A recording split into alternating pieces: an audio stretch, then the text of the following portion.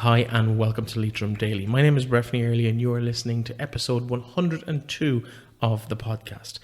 It is Kiss My Arts, and as usual we take our little dive into the world of the arts in County Leitrim. I'm joined today by one of the godfathers of theatre in the county, even though he's not actually a Leitrim man at all, but I think at this stage we'll give him his honorary citizenship. John McDwyer, welcome to the programme. Thank you very much, Breffni. Thank you. Of course, well known through your work with the Breffni Players and most recently with the Beezneez Theatre for the last 22 years. You're no stranger to any of the arts venues around the region and further afield, even across most of the country. Tell us a little bit about young John McDwyer and how you ended up moving from Sligo the whole way to Carrick and Shannon, and also ended up in that little grow for theatre. Grow for theatre goes back to when I was a child, because my mother used to act in the local dramas that were put on for every Lent, and I was a great fan of the fit-up theatres when they came round as well. I never saw anything other than reality on the stage, really, so I was very drawn to it from a very early stage. But I suppose the real involvement with it came when I started working in Limerick in the mid-60s, and Tops of the Town was a big hit at the time, and the local banks had a Tops of the Town group, and I was involved in that mainly with the Novelty Act, so I was with that for 2 or 3 years, and then I sort of dropped out of it, theatre altogether, for a number of years, because I was travelling a fair bit around the country, and I was never too long on any place to get involved. But I came back to Letterkenny in 1978, and my next door neighbour was chairman of the Letterkenny Vocational Players, and he asked me to take a small part in a play, and I did, and the following year he asked me to take a bigger part in a play, and that was it. I got a kind of a bug then, and I came to Tubbercurry in 1980 and to the Phoenix Players, and the Phoenix Players are very good, very top class group, very serious about their work, and I like that. I like the aspect of people trying to do things very well, and I was with them for 4 years, and then I came to Carrick and Shannon in 1984 and sort of naturally gravitated to the Breffni Players, and by virtue of the fact that there was a play that I really wanted to direct, Brian Friel's Lovers, I got directing it in 1987, and I directed the Breffni Players then for 10 years, directed and acted with them for 10 years, until it reached the stage where I was thinking of taking early retirement from the bank.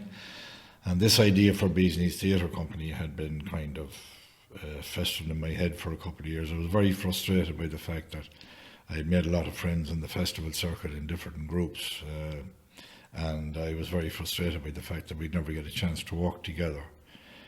So we set up Beezneez with the view to giving these people a chance to sort of come together and work on a particular project and shake hands and leave each other at the end of it, you know. So we intended at the time just to prove the point that it could be done, that we would do it for 3 years, but we're still here 22 years later.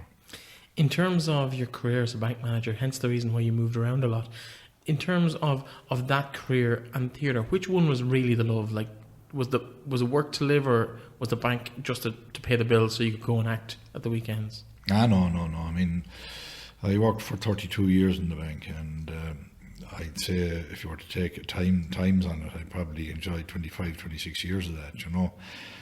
Enjoyed most of the time working in the bank. At that stage it was a fantastic organisation to work for, with great times and great colleagues in it. But there came a time when you're working at something like that, you do need another outlet, be it golf, drama, whatever. In my case it was theatre, and there just came a time when I felt that I was beginning not to enjoy it anymore, and an opportunity came to depart when I was 50, and although financially it didn't make much sense at the time, I think physically and mentally it did, and I think it proved to be a wise decision for me anyway, because I was gone before the tiger even arrived, you know. So in terms of, I suppose, the acting career and the drama career, let's rewind a little bit back to the mid 80s when you arrived in Carrick and Shannon, got involved with the Breffni Players, and tell us about Lovers by Brian Friel, and why that was so important to you to get involved in the production of that. I suppose in the case of Lovers, it was particularly the two young people. I could identify with their situation, not so much their situation, but I could identify with their thinking. And I just thought it was a lovely piece to work on. And I had two very good actors in Gabriel Allen and Siobhan Talbot, so it was a joy working with them. The other part of it more or less looked after itself, because the people involved in it were natural kind of comedians, you know, like John Conway and Anne Harmon, people like that, Bridget McDermott. So that was particularly, it was a very successful production. Like we were beaten in an All-Ireland final by a mark, and it was a very happy and a very successful, and it gave me kind of an appetite for directing. I figured I can do this, you know, and I can get people to work with me on this basis. So I continued to direct from then on, you know. Now, off air before we sat down, we mentioned my first memory of the theatre, of actually going to a performance or a production, and it would have been in St Mary's Hall, and sometime in the early 90s. I would have been maybe 9 or 10, maybe 11 at a push. But it was a production of Philadelphia, Here I Come, by Brian Friel, and it's a really nice story where the same character is played by two people, a public version that the public world sees and a private version. You get to see what's inside his head, and it really made me think a lot as a 10 or 11-year-old about just life in general, but it was a huge impact on me in terms of theatre. And you were heavily involved in that, being the director and also Gar Private on that night. Yeah, I had to come into that production as Gar Private. I'd played Gar Private in the Beezneez Players production 10 years before that. And it was a play that, it was a very powerful play, and it was a play that changed my life entirely. And it's a bit of a long story, because I subsequently got to meet and know Brian Friel in my professional career, because it was actually prior to that I had worked with on a mobile bank. Well, podcasts are there to be a long story, so maybe tell us what your connection with Brian Friel was. When I worked on the mobile bank in Letterkenny, Brian Friel was a client of ours. He was a client at the branch in Letterkenny, and he came in to the van, literally, either himself or his wife Anne. Most Fridays we would be up at his place in Greencastle up there. And so I knew him in that kind of capacity before I worked on Philadelphia, Our Lovers. And he was an awful nice man, as to say. You know, I mean, he was a real shy gentleman, and his wife Anne was a thorough lady, you know. So I had that connection. And when I came to work on Philadelphia, through working on that with Beezneez Players in Tubbercurry, I found that I had a responsibility to make a connection with my father that I didn't have up to that. Now, there was no problem between us. We loved each other and probably knew we loved each other, but it was never expressed. And Friel examines this very thoroughly in that play, Philadelphia, you know, and there's a line in it where Private says to public, it's the young man's job it's the young man's job to break the silence. So I broke the silence through my work on that play, and I had 8 or 9 years of great happiness with my father greater happiness, because we always had happiness, but greater communication and greater happiness before his death. So I owed Brian Friel a lot for that. And actually I was in Radio Éireann one day recording a radio play of mine, and Aidan Matthews was producing. And when we were having a cup of coffee, I told Aidan this story. And Aidan said to me, and did you ever write to Brian Friel and thank him? And I said, no, I didn't. And he says, do you not think it would be manners? And he says, if you wrote something like that and it had that effect on somebody and they wrote to you, wouldn't you love to get the letter? So when I came home I wrote to Brian and told him the background and everything, and thanked him. And I got a most beautiful and charming letter back from him, you know, which I treasure to this day. So Philadelphia was a landmark play for me, and I was only too delighted to get directing it in Carrick and Shannon for Breffni. And unfortunately, Oliver, who was playing Gar Private in it, became ill 3 or 4 days before we went on stage, and I had to jump back into the part 10 years later, you know. So The show must go on. I got 2 cracks at it, yeah. How did it compare 10 years later as an older man with that relationship with your father having been improved so drastically over that decade? Well, I was able to share that experience with the actors, you know, and I think it's very important that that when you're directing a play, that if you have a life experience that is shaping how you're directing the play, I think the actors should know about it. They should have access to that, you know, and in turn, it may encourage them to give you access to what they're thinking in terms of what they're bringing from life experience to the stage, because basically that's how we ground apart. So yeah, it was helpful to me very much so, you know. You mentioned the friends that you made through all of the various organisations that you were involved in, from the Phoenix Players to Letterkenny to Carrick and Shannon. What was the genesis behind setting up of Beezneez Theatre Company? Well, it was the friendships, really, you know.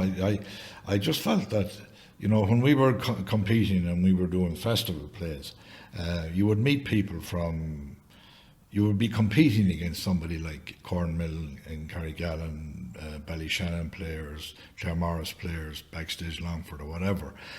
And by virtue of that, I mean, the competition for most of the people in it wasn't life and death.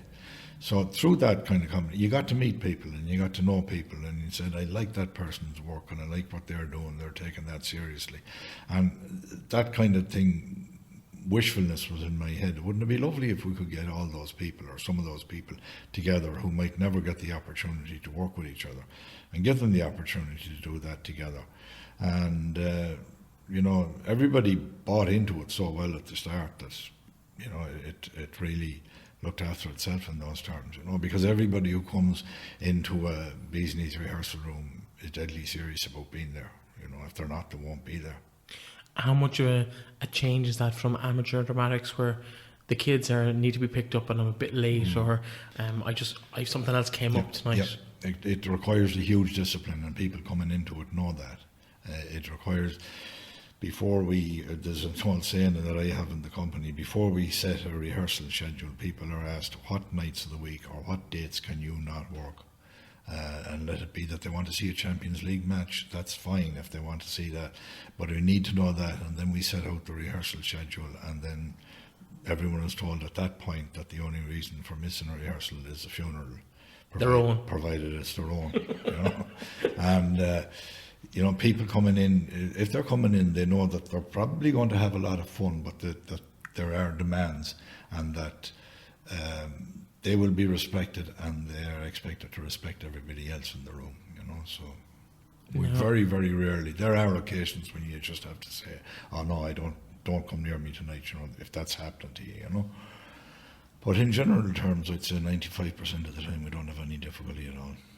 How much is the incentive of, it's a semi-professional or professional theatre company and everyone's getting paid for their time and their work, how much does that make a difference to the situation? Well, people don't get paid for working with us. They get a reasonable amount for expenses, and if we have a very successful show, they'll get a bonus on top of that. But we budget on the basis that we're unfunded. We've no funds from anywhere. We have some corporate sponsorship that we're very grateful for, that pays for our insurance and office admin and that, so that everything that comes in the box office goes back up onto the stage. But we have professionals in certain aspects of our work here and there, and they have to be paid. But in general, nobody throws off in a new car at the end of a production, you know. But you do fill houses, and that I think is a huge testament to the quality of the productions, the quality of the people who are involved in the organisation. We're going to talk, before we finish up today, about your upcoming run of your new play written by yourself called Twilight, which is going to be in the dock for 4 nights. I think there's another date in the calendar as well somewhere. We're doing a preview in Tubbercurry on Friday the 18th, and then we're in the dock from Monday to Thursday, 21 to 24. So and this is going out obviously on Sunday, which is tomorrow as we're recording this. So it's Friday night coming, you're in Tubbercurry, and starting tomorrow week, you will be in the dock for 4 nights. And I think it's so important that I say, get your tickets early if you want to go, because undoubtedly it will fill seats everywhere it plays. That is the esteem that the company has held around in the region. Tell us a bit about that side of things, how you managed to keep those people coming back year after year, tour after tour, production after production. Well, I think we're trusted. We don't cheat. You know, we make every effort to put the best possible production we can on the stage, and our logo says a good night out, and we try to guarantee that at every production. Some productions are more successful than others, and that's to be expected. It just depends on the type of play we're doing. But in general terms, a lot of theatres will say to us now that just the Beezneez name sells a ticket, that the name of the play is irrelevant, and that's a great honour to have achieved that, to have that kind of level of thrust from an audience, that they say, oh, there's Beezneez, I must go and see that, you know. What have been your favourite productions you've done? Because you have done about 30 productions, 38 tours? Yeah, around 38 tours and probably around 30 productions. Well, obviously, there's been great joy in seeing my own work on stage, and that the company have bought into doing my own work. And will tell me when we're doing readings or whatever, no, that's not ready yet or whatever, but there's great joy in that. And the Leitrim trilogy has been a particular highlight of lovely Leitrim, Callahan's Place and Unforgiven. But leaving my own work aside, I had huge delight in doing the Kings of the Kilburn High Road, which was a massive hit for us. I also enjoyed The Weir very much, and I think we got a lot of praise for that particular production.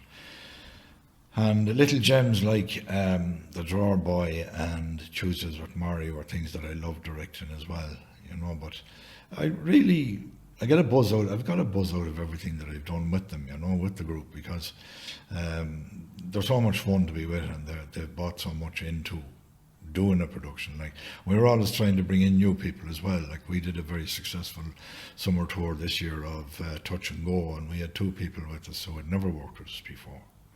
And, one from Sligo and one from Drumore West. And the commitment that they're prepared to give to it is... Well, Drumore West is a fair crack away if you're coming 2 or 3 times a week for... we do rehearse in Sligo as well. And if we have people from that neck of the woods, we will do quite a lot of the rehearsal in Sligo before we move on to set here. We get to build the set in Carrick, and so we might be there for the first 4 weeks, and we might be back in Carrick for 4. So it's not that bad. And then they try to travel with each other and swap around and things like that. So it's not too bad. But that's the kind of commitment that's there, And the 4 and 4 is an 8-week rehearsal time, the general rule of thumb for yourselves? Yes, that would be it. Around 24, 25 rehearsals. We would work a full day maybe every weekend in that, where we would, that's very important, especially when you have new people in, that they get to spend a full day with other people, so they have lunch together and everything like that, and ice gets broken and stuff, so that's important. And around 24, 25 rehearsals, yeah. That doesn't seem like enough. No, but when you're working with people who are very serious, you'll find that generally speaking, after about 16 rehearsals, they're off script. Whereas if you're working with people that aren't serious, 25 wouldn't be quarter enough. Yeah, I'm thinking back to some of my earlier stuff in schools and stuff, where people were there because their friends were there, not because they necessarily had a undying ambition to be on the stage. Yeah, well, there's a difference between senior football and junior B, and the junior B lads are there for the crack, the senior lads are there for medals. We might come back to sport when we wrap up, but I want to move on to Twilight. It's written by yourself. Tell us about the story and I suppose where it came out of. It's not about vampires and falling in love. No. It's a bit of an accidental play, actually. I was up in the Tyrone Guthrie Centre, Writers' Centre in Carrick, and I was trying to write a draft for a different play altogether. And I had written the first draft of the first scene of the play one morning, and I was very happy with the morning's work. And so I went down to the kitchen to treat myself to a sandwich and a cup of coffee. And I don't know what happened, whether I got talking to somebody down in the kitchen or what, I can't remember. But when I came back to my writing desk in the room, this particular play, Twilight, was spinning around in my head. And I looked at the other thing I was writing. It says, I leave that one side because I'm not going to lose that now, that's there. And I thought about this for an hour or two, and I wrote the first draft of it that evening. And it's developed now into 4 drafts, and I suspect following these performances there will be another draft, because there may be things that we will see in performances that people will point out to us. So basically it's a story about 2 elderly men, myself and Tom Walsh, who meet for the first time, having been school friends, great friends, drinking buddies, everything, up until the time that, up until a certain time. And they meet for the first time in 35, 36 years. So the play examines, why are they meeting now? Why have they not met for 35, 36 years? Why are they meeting now? And what's driving them? What do each of them want out of the meeting, you know? So without giving too much away, that's it, you know. It's about an hour and 15 minutes, and all is revealed throughout the play, and there's a couple of twists and turns in it, and there's a bit of humour in it, but basically it's a fairly serious and sometimes dark play. Touches on subjects that, you know, some people may find a little bit upsetting, but I mean, if that's theatre's job, you know. So we decided to just do 4 performances or 5 performances with it this year, just to get an audience reaction to it and see where we're at with it. If the reaction is positive, we will do a national tour with it next year. If the reaction isn't positive, we will bury it with full military honours.